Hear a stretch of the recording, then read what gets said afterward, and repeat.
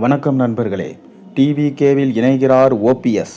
MLA பதவி ராஜினாமா, கடும் அப்செட்டில் மு.க. ஸ்டாலின். முன்னாள் முதலமைச்சர், அதிமுகவின் ஒருங்கிணைப்பாளர் என்று மிக உயரிய பதவி வகித்த ஓபிஎஸ் தமிழகத்தில் தற்போது இருக்கும் மூத்த அரசியல்வாதிகளில் அவரும் ஒருவர். அதிமுகவிலிருந்து ஓபிஎஸ் வெளியேறிய பின்பு கடந்த சட்டசபை தேர்தலுக்கு முன்பு செங்கோட்டையனை பின்பற்றி அவர் தாவேகாவில் தான் இணைவார் என்று சொல்லப்பட்டது.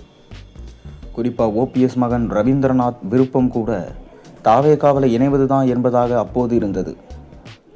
ஆனால் திமுக தொடர்ந்து ஓபிஎஸ்ஸிடம் தங்கள் பக்கம் வருவதற்கு பேச்சுவார்த்தையை நடத்தியிருக்கு.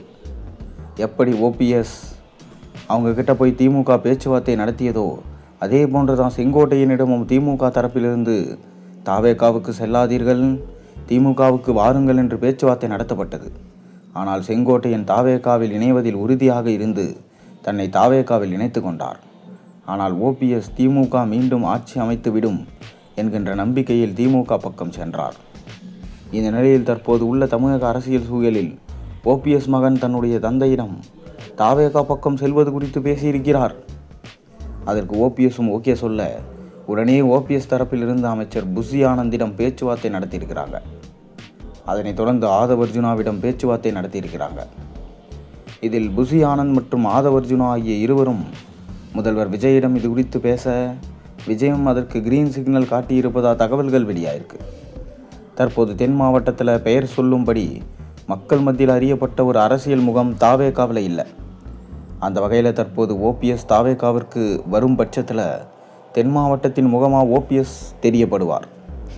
மேலும் அவர் ஒரு முன்னாள் முதலமைச்சர் என்பதனால அவருக்கான உயரிய அங்கீகாரம் தாவேகாவில் கொடுக்கப்படும். இந்த நிலையில் தன்னுடைய எம்எல்ஏ பதவியை ராஜினாமா செய்துவிட்டு விரைவில் தாவேகாவில் ஓபிஎஸ் இணைய இருப்பதாகவும் தகவல்கள் வெளியாயிருக்கு. அடுத்து வர இருக்கும் இடைத்தேர்தலில் ஓபிஎஸ் தற்போது எம்எல்ஏ, அவருக்கும் அதே சட்டமன்ற தொகுதிகளில் தாவேகா சார்பில் போட்டியிட இருக்கிறாராம். அடுத்து 2029 நாடாளுமன்ற தேர்தலில் தேனி நாடாளுமன்ற தொகுதியில் ஓபிஎஸ் மகன் ரவீந்திரநாத் தாவேகா சார்பில் போட்டியிடுவார் என்றும் தாவேகா தரப்பில் உறுதியளிச்சிருக்கிறதா சொல்லப்படுது. இந்த நிலையில் இதுவரை அதிமுக சட்டமன்ற உறுப்பினர்கள் ராஜினாமா செய்து தாவேகாவில் இணைந்து வந்த நிலையில் தற்போது திமுகவில் இருந்து ஒரு எம்எல்ஏ ராஜினாமா செய்து தாவேகாவில் இணைய இருப்பது மு.க. ஸ்டாலினை மிக பெரும் அப்செட்டில் ஆழ்த்தியிருக்கிறதா தற்போது தகவல்கள் வெளிவந்திருக்கிறது.